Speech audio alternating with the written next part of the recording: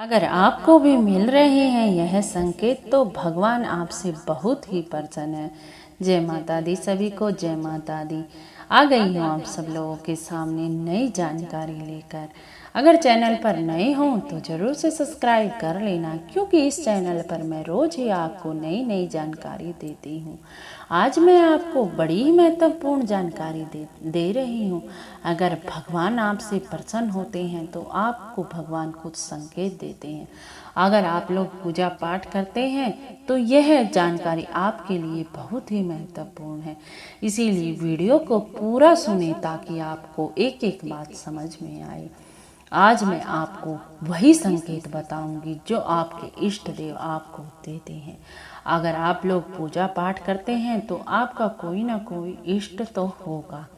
आप कहोगे कि इष्ट क्या होता है? जिसकी तरफ आपका आकर्षण ज़्यादा होता है, जिस भगवान की तरफ, वही आपका इष्ट देव होता है, मान लीजिए। क्योंकि इष्ट देव ही हमें संकेत देते हैं कि वो हमसे प्रसन्न है या नहीं है।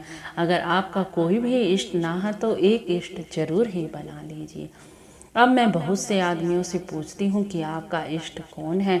वो कहते हैं कि मंदिर में बहुत सी तस्वीरें रखी हैं। जी, हम तो सभी का पूजा पाठ करते हैं सब।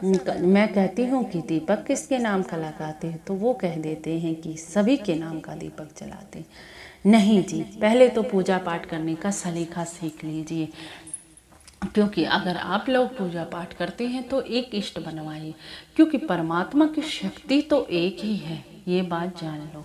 एक ही इष्ट बनाओगे तो आप पार उतर जाओगे, क्योंकि बहुत से इष्ट बना लोगे तो आप नैया बीच में ही डगमग डोल जाएगी।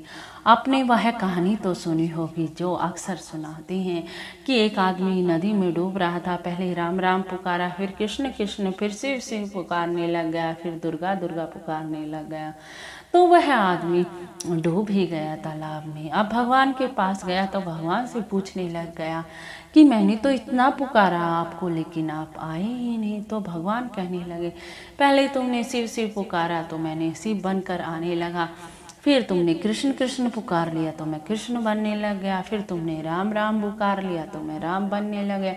इतने में मेरी तुम ही डूब गए, इतने में बन के आता। तो यही बात मैं आपको समझाना चाहती हूँ कि इष्ट एक ही बनाए, जिससे कि आप डूबे ना। अपने भगवान तो, परमात्मा की शक्तियाँ तो एक ही हैं, आप एक पर ही निर्भर हो जाइए बस। क्योंकि भाव तो सभी का होता है, लेकिन एक के प्रति ज़्यादा भाव हो वही हमारा इष्ट होता है। ये बात मैंने आपको समझा दी। तो आप अपने इष्ट देव एक बना के ही उसका पूजा पाठ करिए, तभी आपको ये संकेत मिलेंगे। चलो अब मैं बता देती हूँ आपको कि क्या संकेत मिलती हैं। आज मैं आपको 6 संकेत बताऊंगी, जिससे कि आप जान सकते हैं कि आपके इष्ट देव आपसे प्रसन्न हैं।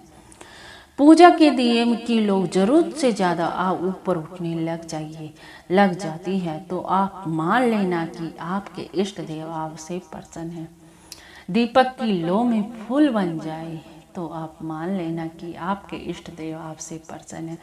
क्योंकि अगर दीपक की लौ में फूल बन जाता है तो इष्ट देव की कृपा हम पर बहुत ही ज़्यादा होती है, और हमारे इष्ट देव हमको ये संकेत देते हैं कि मैं बेटा बहुत ही खुश हूँ आपसे। आप दूसरा संकेत मैं बता देती हूँ। आप पूजा में धूप का धुआं भगवान की मूर्ति की ओर जाता हो और वहाँ से जाकर ओम की आकृति बना लेता हो, तो आप मान सकते हैं कि आपके इष्ट देव आपसे प्रसन्न हैं, वह आपको ये संकेत दे रहे हैं। आप तीसरा संकेत मैं बता देती हूँ। पूजा के दौरान यदि भगवान की प्रतिमा का रखा हुआ फूल या पत्ता आपके सामने गिर जाए तो ये भी संकेत होता है कि भगवान आपसे बहुत ही प्रसन्न हैं।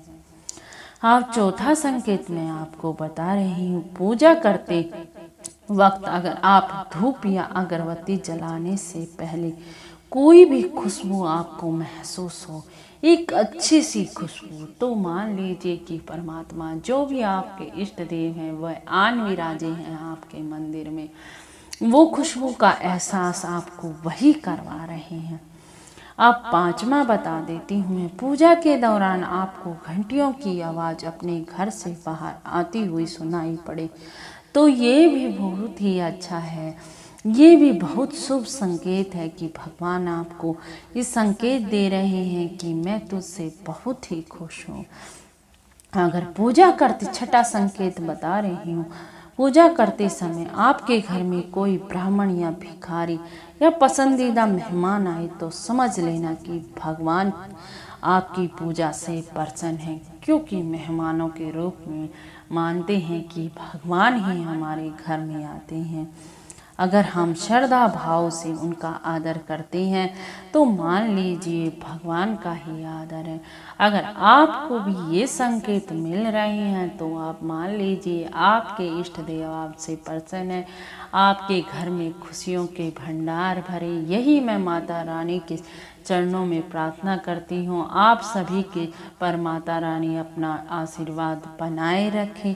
अगर आपको वीडियो में कुछ पसंद आया हो, कुछ अच्छा लगा हो तो लाइक, शेयर और कमेंट जरूर कर देना। जय माता दी, जय माता दी, जय माता दी।